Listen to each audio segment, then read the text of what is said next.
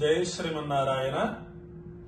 మనకి 12 మాసాలలో ఒక్కొక్క మాసానికి విశేషించి ఒక్కొక్కలాగా మనం భగవంతుని ఆరాధించుకుంటాము.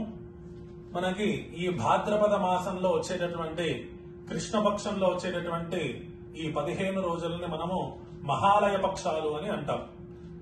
మన తండ్రి, తాత, ముత్తాతలు, మన పూర్వీకులందరినీ కూడా స్మరించుకొని మనం దానం చేసేదాన్ని స్వయం పాకంగా వారికి ఇష్టమైనటువంటి ద్రవ్యాన్ని, వారికి ఇష్టమైనటువంటి కూరగాయల్ని, వీటన్నిటినీ కూడా వారి పేరు చెబుతూ ఈ మహాలయ పక్షం వచ్చేటటువంటి ఈ 21న మనందరం కూడా వచ్చి సంకల్పాన్ని చెప్పి వారి వారి పేరుతోటి దానం చేస్తే వారందరికీ కూడా సంతృప్తి చెందుతారు అని శాస్త్రాలన్నీ తెలియజేస్తున్నాయి.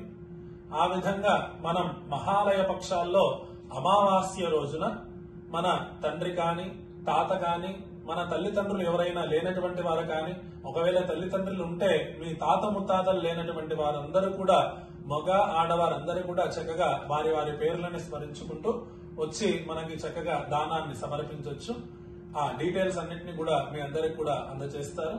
దానికి తగ్గట్టుగా వారికి ఇష్టమైనటువంటి ద్రవ్యాలని, అలానే వారందరినీ కూడా ఒకసారి స్మరించుకుంటూ చక్కగా మీరు వచ్చి పెరుమాళ్ళ దగ్గర దానాన్ని జరుపుకుంటే ఆ పితృదేవతలందరూ కూడా సంతృప్తి చెందుతారు. ఈ మాసంలో వచ్చేటటువంటి అమావాస్య రోజున మనం ఇలా దానం చేసినట్టయితే అని మనకు శాస్త్రాలు తెలియజేస్తున్నాయి.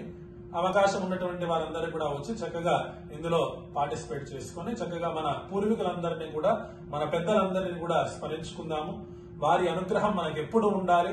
మాతృదేవోభవ, పితృదేవోభవ అని వేదం కూడా చెబుతుంది.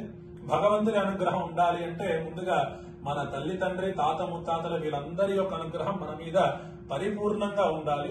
మనం ఇలాంటి దానాలు చేసినట్టయితే చక్కగా వారందరి అనుగ్రహం మనకు అందుతుంది. కాబట్టి అందరూ కూడా అవకాశం చేసుకుని చక్కగా మీ సౌకర్యార్థం వచ్చి చక్కగా దానాలన్నింటినీ కూడా సమర్పించుకోండి.